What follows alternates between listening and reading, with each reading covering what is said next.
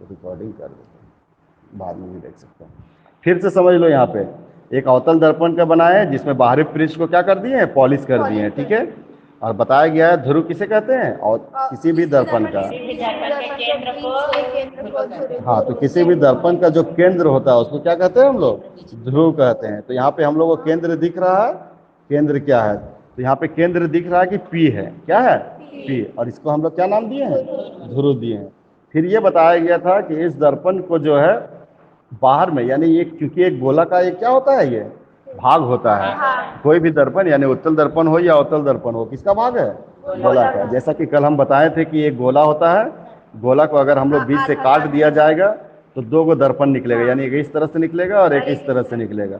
तो देखो यहाँ पे इसका केंद्र होता है कि नहीं होता है, तो इसका भी, ये दोनों का भी कहीं ना कहीं केंद्र होगा। तो उसी प्रकार से ये दोनों का केंद्र मान लो कि यहाँ पे है, क्या मान लिए, यहाँ पे केंद्र होगा। यानी गोला का जो केंद्र होता है, फिर से समझो, गोला का जो केंद्र होता है वो क्या होता है, किसी भी दर्पण का जो होता है वक्रता त्रिज्या कहलाता है, वक्रता केंद्र कहलाता है। क्या कहलाता है, वक्रता केंद्र कहलाता है। यानी गोले का जो केंद्र होता है वो किसी भी दर्पण का, यहाँ तो अवतल दर्पण है, तो इस अवतल दर्पण का जो केंद्र है वो क्या है, गोला का ही केंद्र है, जिसको हम लोग वक्रता केंद्र बोलेंगे। और वक्रता केंद्र को, वक्रता केंद्र, ये ध्रुव है, ये दर्पण का केंद्र है, और ये किसका केंद्र है, गोला का केंद्र है। देखो यहाँ समझने वाली बात ये है कि दोनों केंद्र है, पी भी केंद्र है, और यहाँ पे जिसको हम लोग वक्रता केंद्र बोल रहे हैं वो सी है। कौन है वो, सी है, तो ये भी केंद्र है। तो दोनों दोनों है केंद्र, लेकिन हम लोग को क्या करना है, यहाँ पे केंद्र को समझने के लिए, अरे तो वो समझ में आया या नहीं आया। हम क्या बताएं, सबसे पहले बताइए कि अवतल दर्पण है, बाहरी पृष्ठ क्या है, फिर से समझ लो, बाहरी पृष्ठ जो छांकित भाग है। और हम क्या बता रहे थे कि जो ध्रुव होता है वो दर्पण का केंद्र होता है। किसका केंद्र होता है, दर्पण का केंद्र। तो ध्रुव जो है दर्पण का केंद्र है, लेकिन हम बात कर रहे हैं किसके बारे में, वक्रता केंद्र का। और वक्रता केंद्र क्या होता है, सर्कल का केंद्र होता है। किसका केंद्र होता है, सर्कल का केंद्र। यानी ये जो गोला है वो गोला का केंद्र होता है, ठीक है। इसलिए बोला गया है कि जो ध्रुव होता है वो दर्पण का केंद्र होता है, और वो दर्पण पर स्थित होता है। कहाँ पे स्थित होता है, दर्पण पर स्थित होता है। लेकिन जो वक्रता केंद्र होता है वो दर्पण का वक्रता त्रिज्या कहलाता है, वक्रता केंद्र कहलाता है। क्या कहलाता है, वक्रता केंद्र कहलाता है। और ये दर्पण का भाग नहीं होता है, दर्पण का भाग होता है ये। तो सी को हम लोग वक्रता त्रिज्या कहते हैं, क्या कहते हैं, वक्रता केंद्र कहते हैं, वक्रता केंद्र कहते हैं, ठीक है। फिर से समझ लो, ध्रुव जो होता है वो दर्पण का केंद्र कहलाता है, ठीक है, जो कि दर्पण का ही एक भाग होता है, दर्पण में ही कहीं पे वो स्थित होता है, ठीक है। लेकिन जो वक्रता केंद्र होता है उसको सी से डिनोट करते हैं, और वक्रता केंद्र जो होता है वो गोला का केंद्र होता है। ये गोला है, उस गोला का या वृत्त कह लो, उसका केंद्र होता है। तो ये उसका केंद्र है, क्योंकि इसी से कट करके ये बना है, तो उसका कहीं ना कहीं केंद्र होगा ना, तो ये केंद्र को हम लोग वक्रता केंद्र कहेंगे। दूसरा बात बोला जा रहा है क्या, हम लोग वक्रता त्रिज्या के बारे में बात कर रहे हैं। किसके बारे में, वक्रता त्रिज्या के बारे में। तो वक्रता त्रिज्या के बारे में बताए थे, ध्रुव तथा वक्रता केंद्र के बीच की दूरी को वक्रता त्रिज्या कहते हैं। क्या बताया है वक्रता त्रिज्या का, ध्रुव तथा वक्रता केंद्र के बीच की दूरी को वक्रता त्रिज्या कहते हैं। तो यहाँ पे देखो, ये तुम्हारा है केंद्र, वक्रता केंद्र है, और यहाँ ध्रुव है। ये दोनों के बीच की जो दूरी है, यानी कि पी से लेकर के सी तक, इसको हम लोग वक्रता त्रिज्या कहते हैं। क्या कहते हैं, हाँ, इसको वक्रता त्रिज्या कहते हैं। और वक्रता त्रिज्या को हम लोग किसके द्वारा डिनोट करते हैं, कैपिटल आर के द्वारा डिनोट करते हैं। तो ये भी बता दिए थे हम लोग, ठीक है। और वक्रता जो त्रिज्या होता है वो भी समझो कि काल्पनिक लाइन है। क्या है ये, काल्पनिक लाइन है। और फिर बताया गया था हम लोग के बारे में मुख्य अक्ष के बारे में। किसके बारे में, मुख्य अक्ष के बारे में। तो मुख्य अक्ष बताए थे कि वक्रता ध्रुव यानी कि ध्रुव को मिलाने वाली और वक्रता केंद्र को मिलाने वाली एक रेखा होता है। जैसे कि ये रेखा जो है, ठीक है, ये रेखा बड़ा भी हो सकता है, यहाँ तक तो सी है, लेकिन इधर से भी हो सकता है, ये इधर भी जा सकता है, ठीक है। तो ये सब जो लाइन है, ये पूरा लाइन है, इसको हम लोग क्या कहते हैं, क्या बोल रहे हैं, हाँ, तो इसको हम लोग मुख्य अक्ष कहते हैं। क्या कहते हैं इसको हम लोग, मुख्य अक्ष कहते हैं। फिर से समझ लो, वक्रता केंद्र तथा ध्रुव को मिलाने वाली एक जो रेखा होता है, मिलाने वाली रेखा, दूरी हम नहीं बोल रहे हैं, समझ लो बात को, ठीक है। फिर से अच्छा से समझ लेना है, वक्रता त्रिज्या और मुख्य अक्ष में क्या अंतर है। पहले तो हम समझा दिए कि ध्रुव और वक्रता केंद्र में क्या अंतर है, इसमें कोई कंफ्यूजन है किसी को?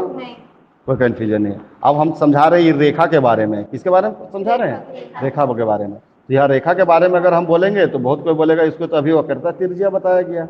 हम देखो क्या बोल रहे हैं, वक्रता त्रिज्या का डिफिनेशन समझो और मुख्य अक्ष का डिफिनेशन समझो।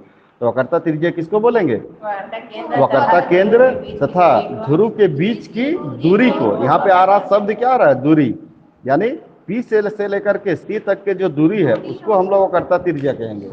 लेकिन मुख्य अक्ष किसको कहेंगे? जो पूरा कि वक्रता ध्रुव तथा वक्रता केंद्र से गुजरने वाले काल्पनिक रेखा, दूरी नहीं, काल्पनिक रेखा को हम लोग क्या बोलेंगे? मुख्य अक्ष कहेंगे। क्या कहेंगे उसको हम लोग? इंग्लिश इसका होता है प्रिंसिपल एक्सिस होता है। इसका क्या होता है इंग्लिश?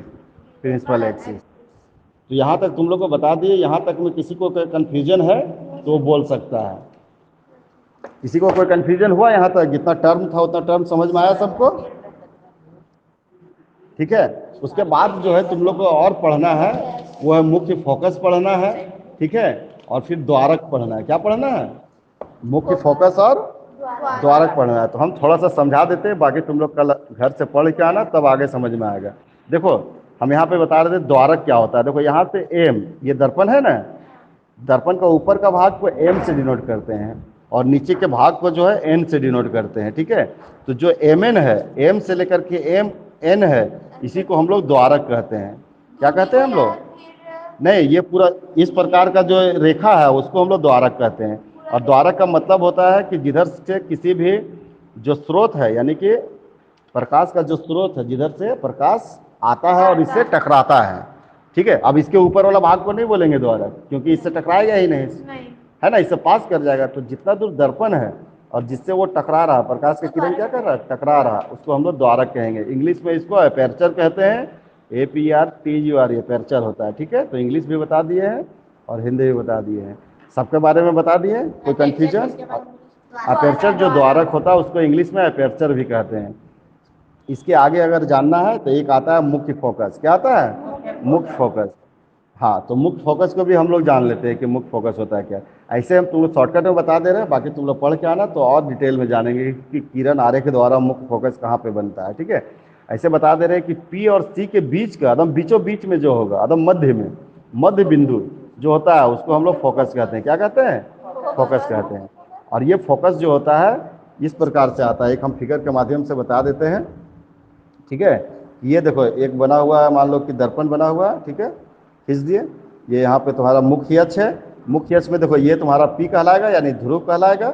यहाँ पे कोई वस्तु को अगर रखेंगे, ये वस्तु कौन सा वस्तु होगा? जिससे लाइट निकलता हो, प्रकाश निकलता हो। मान लो लाइट निकला और ये जब समांतर जाता है, मुख्य अक्ष के क्या जा रहा है? समांतर, यानी इस अक्ष के जो है समांतर जाता है तो यहाँ टकराता है।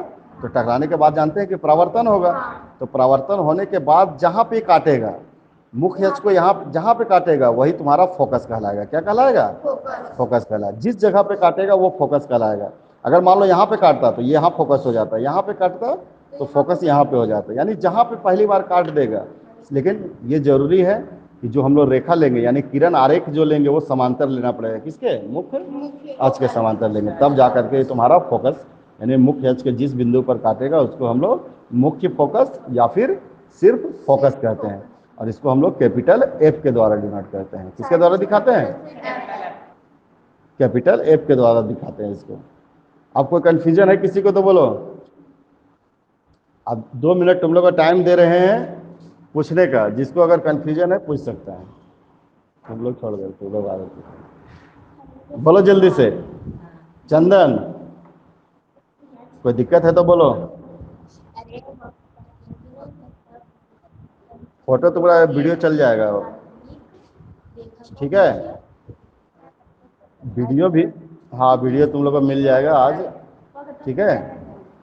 जो लास्ट खाली कॉपी वाला वीडियो मिलेगा, बाकी कुछ वीडियो नहीं मिलेगा। कॉपी में जितना बताए ना, तो जितना पढ़ाए उसका तो तुम डिटेल में बता दिए कॉपी में, तो कॉपी का तुमको वीडियो मिल जाएगा। और फिर जो है तुम्हारा और किसका जो प्रॉब्लम है, भीम, कोई दिक्कत? और कौन है रे? संध्या, संध्या कोई दिक्कत है? खाना खा रही, खा रहे रेखा, निशांत, निशांत तुमको कोई प्रॉब्लम?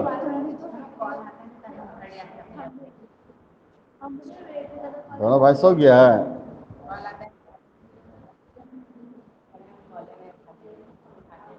चलो ठीक है, आप कल आगे उसके पढ़ाया जाएगा, ठीक है? कल तो उम्मीद है कि 12 बजे के बाद। ठीक।